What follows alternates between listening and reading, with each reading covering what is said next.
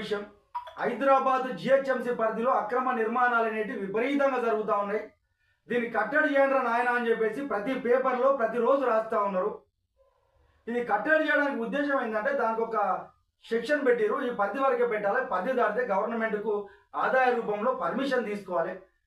Permission తీసుకుంటే దానికి గవర్నమెంట్కు ఆదాయ రూపంలో వస్తుంది. మీ బాధ్యత నెరవేర్చండి, ఇక్కడ తప్పు జరుగుతుందని చెప్పేసి ప్రతిరోజు పేపర్లలో టీవీలలో మొత్తుకుంటా ఉన్నారు. కానీ అసలు కమిషనర్లు ఏం చేస్తారా, ఆ టీపీఎస్లు ఏం చేస్తారా, ఆ చైర్మన్లు ఏం చేస్తారా? మీకు ఈ ఉద్యోగాలు ఎందుకు, ఈ కథ ఎందుకు, ఈ వ్యవస్థ ఎందుకు? అరే నాన్న, ఈ ప్రభుత్వాన్ని ఆదాయ మార్గం తేండి, దాన్ని మీరు కాపల దారిగా ఉండండి అని చెప్పేస్తే మేమే మేస్తాం అనే సందర్భం మీలో ఉంటే ఎవడు బాగు చేస్తాడు వ్యవస్థను? కొన్ని దిక్కులో ఇప్పుడు మనం చూసినాము, ఉప్పల్ పరిధిలా కంప్లైంట్ ఇచ్చిండు ఆయన. అరే 150 గజాల ప్లేస్లా ఎటువంటి సెట్ బ్యాక్ లేకుండా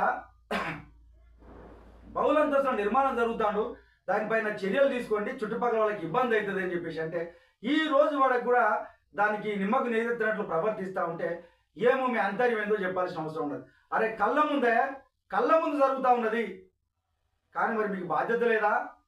డబ్బులే తీసుకుంటారని చెప్పేసి పేపర్లలో అంత బహిర్గతంగా రాస్తూ ఉంటే కూడా భయం లేదా?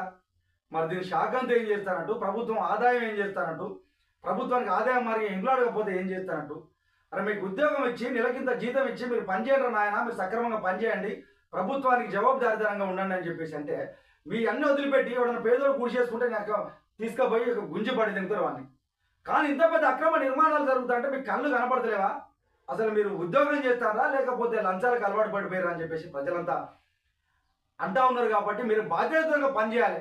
దీనికి సంబంధించిన శాఖ ముఖ్యమంత్రి దగ్గర ఉన్నది కాబట్టి ముఖ్యమంత్రి గారు మీరు నిజంగా ఒకసారి దీనిపైన చర్చ కానీ ఒకసారి ఆలోచన చేయండి. ఒక ఈ జిహెచ్ఎంసీ పరిధిలోనే రాష్ట్రం మొత్తము అప్పులు తీరేటువంటి అవకాశం ఇక్కడే జరుగుతుందని చెప్పేసి అందరూ అంటా ఉన్నారు. కాబట్టి దీనిపైన ఒకసారి ఆలోచన చేయండి. ఎందుకంటే ప్రభుత్వానికి ఒక ఆదాయ మార్గం రావాలి కదా, అది లేకుండా ఎక్కడెక్కడో ఏదో చేస్తారు. ఇది ఖచ్చితంగా దీన్ని ప్రక్షాళన చేయాల్సిన అవసరం ఉన్నది. ఎందుకంటే లేకపోతే దాంట్లో మార్పులు చేర్పులను చేయండి. అరే లేదురా నాయ, దీన్ని కాపాడరు నాయన, మేమే లంచాలు తీసుకుంటాం, మేమే దీన్ని చూస్తున్నట్లు పోతాం అంటే ఏంది? పేదోడు చేసుకుంటే వాళ్ళతో గుంజి పడేస్తారు. వీళ్ళు ధనవంతులు చేస్తూ ఉంటే, పెద్ద పెద్ద బిల్డర్లు చేస్తూ ఉంటే, పెద్ద పెద్ద వ్యవస్థ నడుస్తూ ఉంటే కనీసం